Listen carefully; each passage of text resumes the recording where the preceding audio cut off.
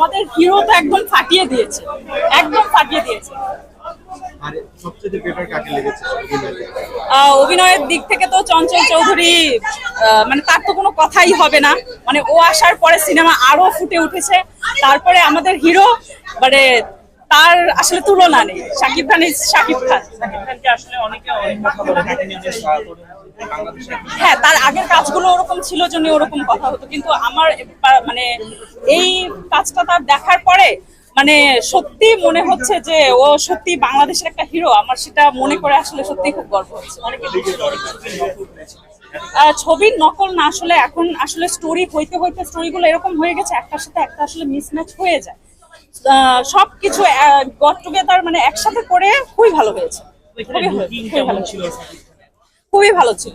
তার এক্সপ্রেশন, তার অভিনয়, সবকিছু ভালো ছিল।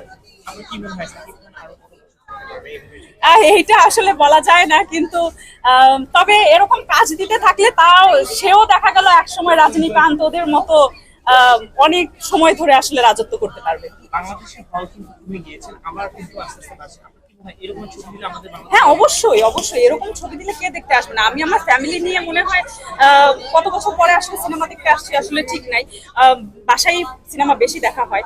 কিন্তু এই যে আমি সিনেমা দেখতে আসছি, আমার মনে হয় যে নেক্সট টাইম যদি আবার এরকম সিনেমা রিলিজ হয় অবশ্যই আসবে। একটা বিষয় জানতে চাচ্ছি, দুই বাংলা, অনেকে বলা হয় যে দুই বাংলার এই ধরনের সিনেমা কখনো হয় না, দুই বাংলার এ ধরনের সিনেমা কখনো হয় না বলতে আসলে এটা আসলে না বলা যায় না। অনেকটা স্টোরির উপরে, তারপরে কিছুটা মনে করেন যে অভিনয়, সবকিছু মিলিয়ে আমার কাছে ভালোই লেগেছে। অন্যান্য সিনেমাগুলো যে খারাপ সেগুলো বলবো না, হয়তোবা সেটা যে অ্যাকশন ঘরানা বা কমার্শিয়াল সিনেমা, এটা হ্যাঁ অ্যাকশন মুভির দিক থেকে এটা একটু অ্যাকশনের দিক থেকে একটু বেশি এগিয়ে ছিল এটা অন্যান্য সিনেমার জন্য। শেষটা খুবই ভালো ছিল। তুফান 2 যে আসছে সেই জন্য আমরা খুবই হ্যাপি, আবার দেখতে আসবো তুফান 2 যদি রিলিজ হয়। লাস্ট প্রশ্ন, অনেকে বলতো আগে যে শাকিব খানের ছবিটা রিকশাওয়ালারা দেখে, কিন্তু এখন আপনার কি মনে হয়? না না না, রিকশাওয়ালা এরকম সিনেমা দিলে আসলে রিকশাওয়ালা না, আমরা সবাই আসবো, সবাই আসবে। স্টার সিনেপ্লেক্সে তো নিশ্চয়ই রিকশাওয়ালারা দেখতে আসবে না। স্টার সিনেপ্লেক্স আপনারা দেখেছেন, আমরা টিকিট পাচ্ছি না, ওরা শো আরো বাড়িয়ে দিয়েছে। তার মানে এটা বুঝতে হবে যে সিনেমাটা আসলে কোন লেভেলে গিয়েছে। এই সিনেমাটা উদ্দেশ্যে দর্শকদের বলবো আপনারা আসেন, আপনাদের যদি ভালো লেগে থাকে আপনারা আসলে ফ্যামিলি মেম্বার, তারপর আপনাদের ফ্রেন্ডসদের সাথে শেয়ার করুন যে সিনেমাটা ভালো, আপনারা দেখে আসেন, এনজয় করবেন, সত্যি এনজয় করবেন। আপনারা আসেন, সত্যি এনজয় করবেন।